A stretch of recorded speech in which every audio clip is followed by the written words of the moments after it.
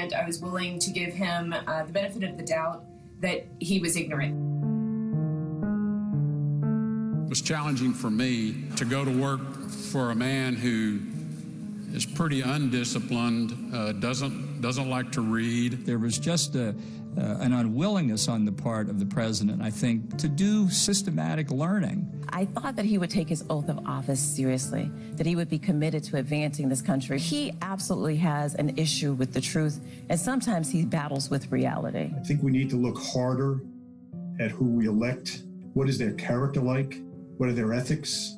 Are they willing, if they're elected, to represent all of their constituents, not just the base? Is the president lying? Yes, he is.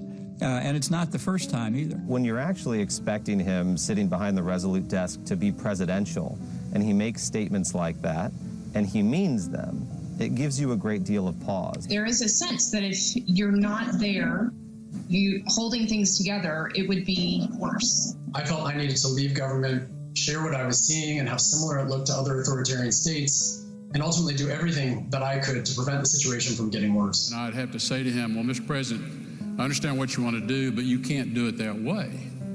It violates the law. It violates a treaty. It was really more about his personal agenda than really the agenda that the task force had at hand, which was how are we going to save and protect Americans? I am frustrated at a lack of leadership.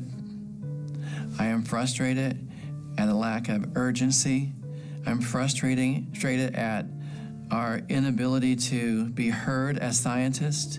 I think he is responsible for the deaths of Americans. The biggest fear I have is that mistakes are being made that will have grave consequences for the national security of the United States. We have to have good order and discipline.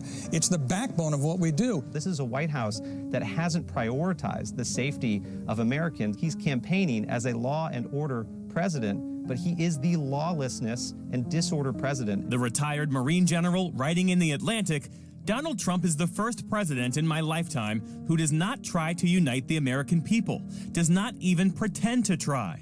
Instead, he tries to divide us. Charlottesville was more than a blip. Starting with Secretary Kelly, then Secretary Nielsen, Secretary McLennan, all of them went to the White House and said, this is important, we need to address this.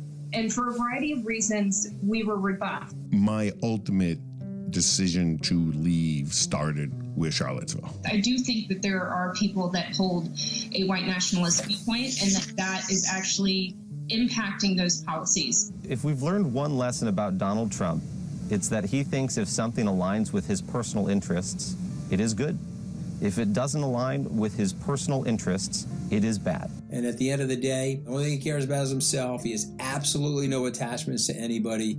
And this is the reason why he can't express any empathy. I don't think he's fit for office. I don't think he has the competence to carry out the job. There really isn't any guiding principle that I was able to discern other than what's good for Donald Trump's reelection. I may disagree with Joe Biden on a lot of policies, but where I don't disagree is that he's a genuine man of character. How do you think history will remember Donald Trump?